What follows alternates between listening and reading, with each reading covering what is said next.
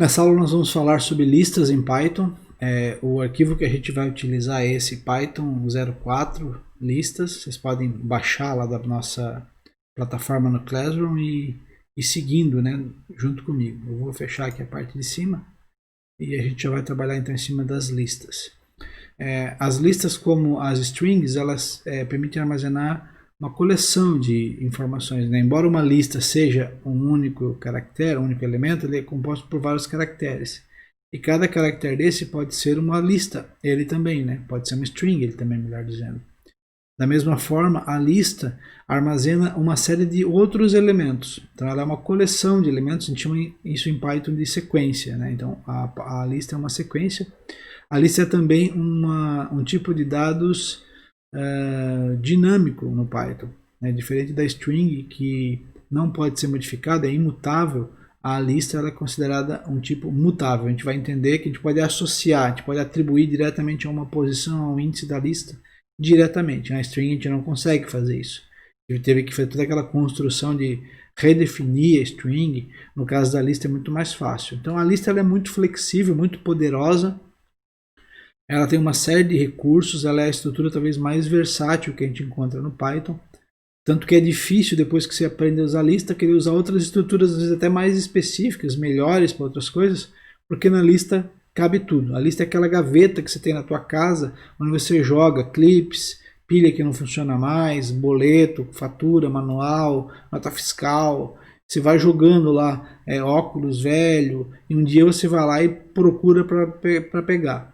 Tá? A lista é mais ou menos isso, só que ela não é eficiente, tão eficiente quanto outras estruturas, que são um pouco mais organizadas. Ainda assim dá para fazer muita, mas muita coisa mesmo com listas. Então, de forma geral, a lista é uma coleção de outros objetos que eu acesso por um único nome e que eu posso acessar diretamente por posição. Essa aula é um tanto quanto longa, então eu estou pensando em quebrar essa aula, talvez em algum momento aí você vai ver eu quebrando essa aula e para a gente continuar, talvez 2 ou 3 vídeos para ficar legal, não ficar muito grande. Mas vamos lá. Então, pegando aqui o nosso material, primeira coisa, eu estou criando uma lista aqui, chamada lista do mercado. Essa variável, e eu estou armazenando nela ovos, farinha, leite e maçãs. Engraçado, né, que nessa lista, ela é uma lista, tá aqui a chave que prova isso. Então, assim como uma string ela começa com aspas, uma lista começa com colchete, melhor dizendo, né, a chave quadrada, como a gente chamaria, né? Então, colchetes, certo? Tá aqui, ó, esse símbolo.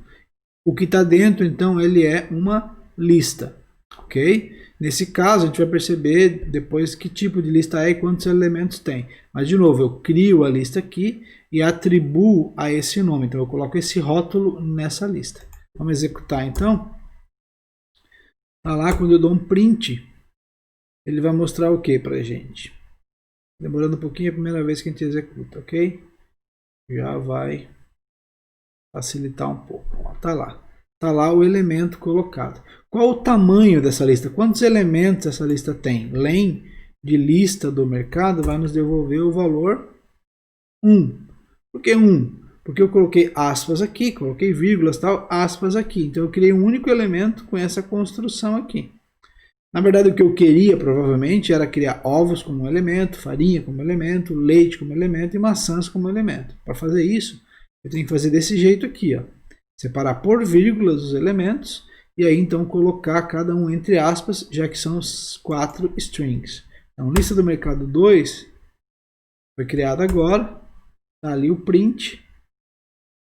E o comprimento dessa lista, agora sim, são 4 elementos. Posição 0, posição 1, posição 2, posição 3. Ok? Eu posso criar uma outra lista ainda aqui, ó. Nesse caso, essa lista é interessante, ó. Essa lista, ela tem um elemento inteiro, um elemento float e um elemento string.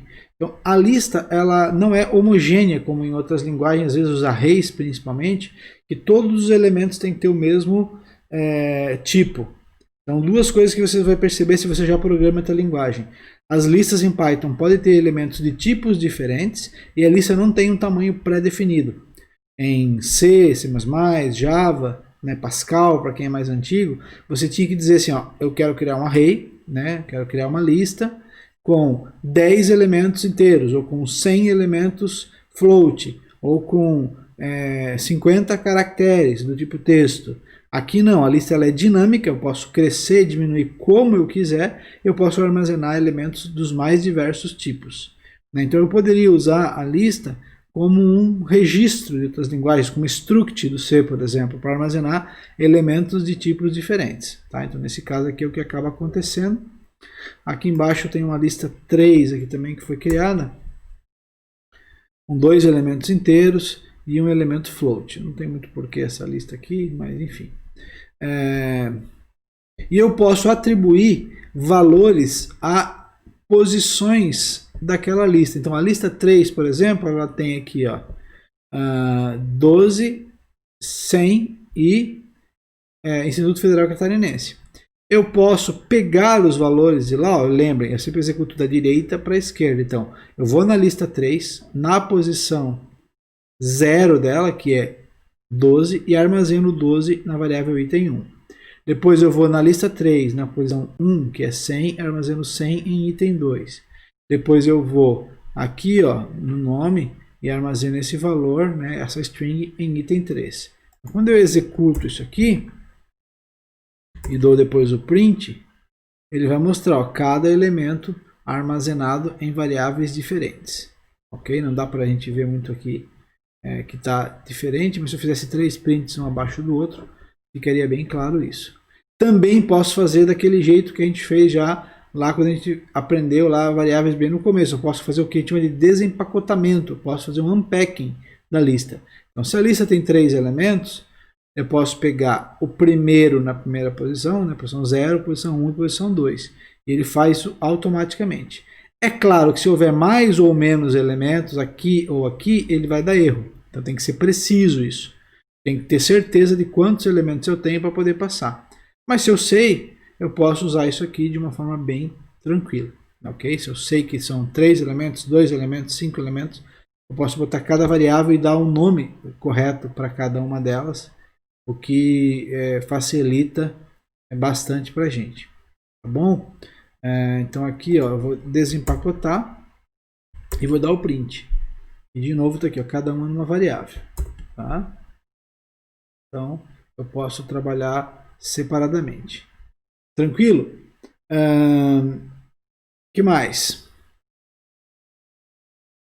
Nesse caso aqui, ó, eu posso manipular um elemento específico de uma lista e esse elemento é uma string. Então eu só queria mostrar para vocês isso aqui antes, acho que é importante, eu vou tirar esse upper daqui, ó, depois a gente coloca.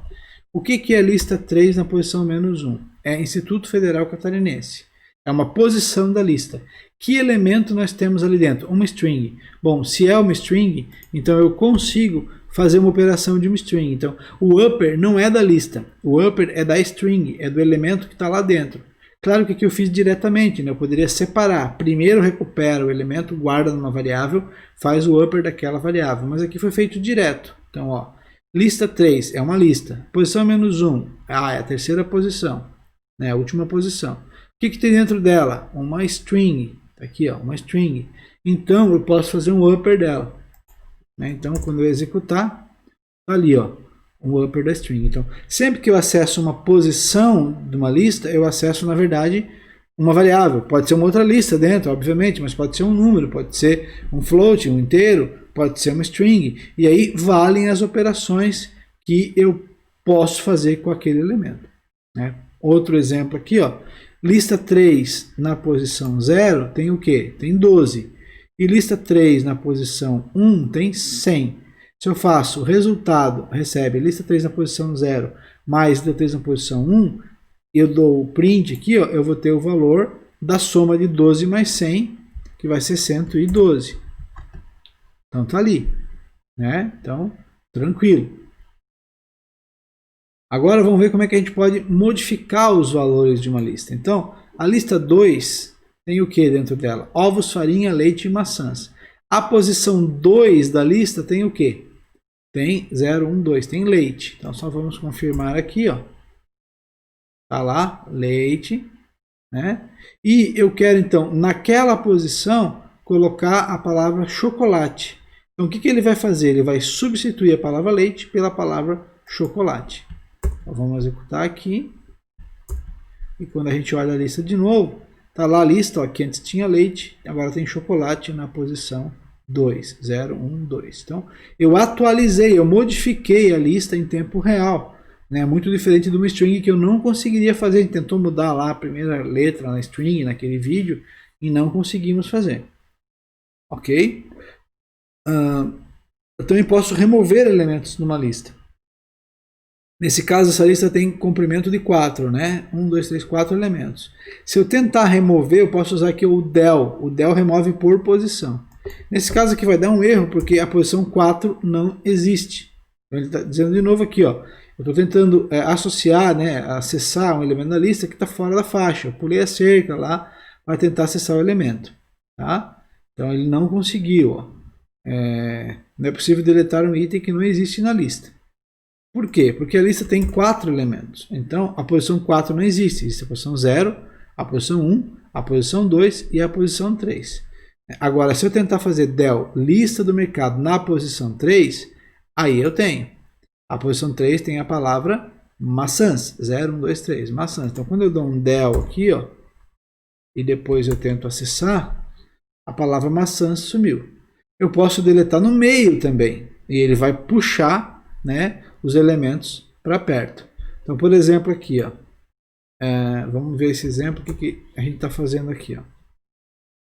Lista do mercado na posição -1 tem o que? É o último elemento, chocolate. Qual que é, no chocolate, o primeiro caractere? Veja que eu estou fazendo, de novo, ó, índice de índice.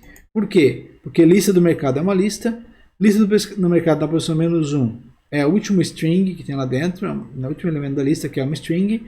E se é uma string, eu posso acessar posições dentro dela. Então eu quero ver o primeiro caractere do último elemento da lista. Então eu posso fazer assim. Então essa forma de escrever é muito expressiva, né? Eu posso fazer muita coisa escrevendo nessa notação aí de índices, certo? Através do número, ok?